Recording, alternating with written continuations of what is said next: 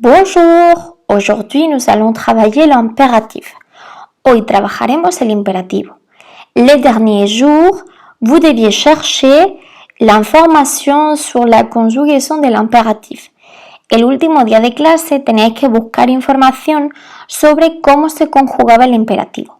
Mais aujourd'hui on va les travailler ensemble. Hoy lo trabajaremos juntos. Alors, on commence. L'impératif. Qu'est-ce que c'est l'impératif?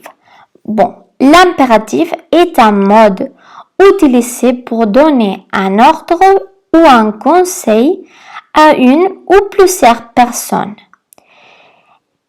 Es un modo y se utiliza para dar una orden o un consejo a una persona o a varias. Realmente el uso del imperativo es similar al uso que le damos en castellano. Il faut faire attention. Tenemos que prestar atención. Pourquoi? Parce qu'on va seulement conjuguer l'impératif à la deuxième personne du singulier, tú, à la première personne du pluriel, nous, et à la deuxième personne du pluriel, vous. Trabajaremos el imperativo solamente para estas personas. Para la segunda persona del singular, es decir, para tú, para la primera persona del plural, es decir, para nous, y para la segunda persona del plural, es decir, para vous.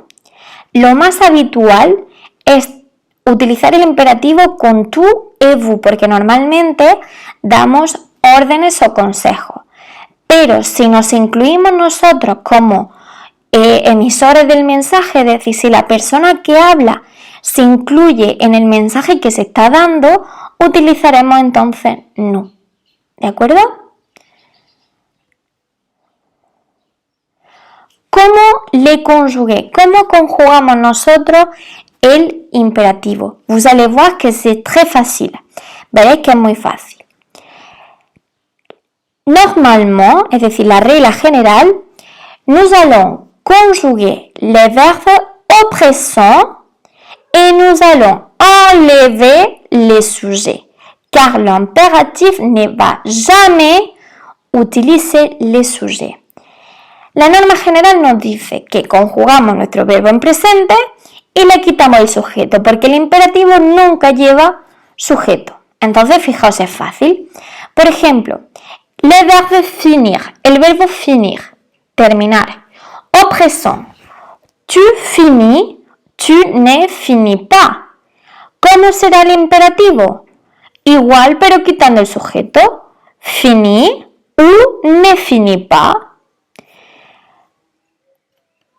Pour nous, nous finissons, nous ne finissons pas. L'impératif, finissons, ne finissons pas. Pour vous, vous finissez, vous ne finissez pas. Donc l'impératif, finissez ou ne finissez pas. Si os fijáis, el cambio que hay en este verbo del presente al imperativo es únicamente que el sujeto desaparece. No hay más cambio. No obstante, es cierto que algo irregular tenemos. Es decir, hay algo que sí que va a cambiar. Y es lo que vamos a ver a continuación. Il faut faire attention à la conjugaison des verbes du premier groupe, c'est-à-dire les verbes qui finissent en ER à l'impératif. Tenemos que tener cuidado a la hora de conjugar los verbos del primer grupo, es decir, los verbos regulares que terminan en ER en imperativo. ¿Por qué? Porque sufre un pequeño cambio. Fijaos, vamos a tomar como ejemplo el verbo chanter, pero es lo mismo para todos los verbos del primer grupo. Au présent, le verbe chanter va être tu chantes ou tu ne chantes pas, nous chantons ou nous ne chantons pas, vous chantez ou vous ne chantez pas. Mais pour l'impératif, ce serait chante ou ne chante pas, chantons ou ne chantons pas et chanter ou ne chantez pas. Realmente el único cambio que hay es en la segunda persona del singular, es decir, en tú. En presente lo conjugamos terminando en es y en el imperativo esa S debe desaparecer, ¿de acuerdo? Siempre va a suceder con todos los verbos del primer grupo. Para tú, la S desaparece.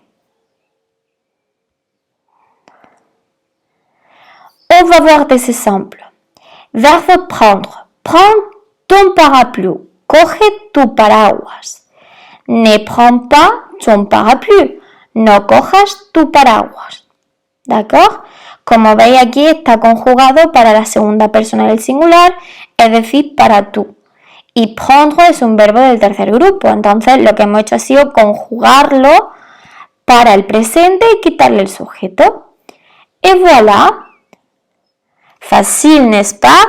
Bon, c'est fini, on va pratiquer maintenant.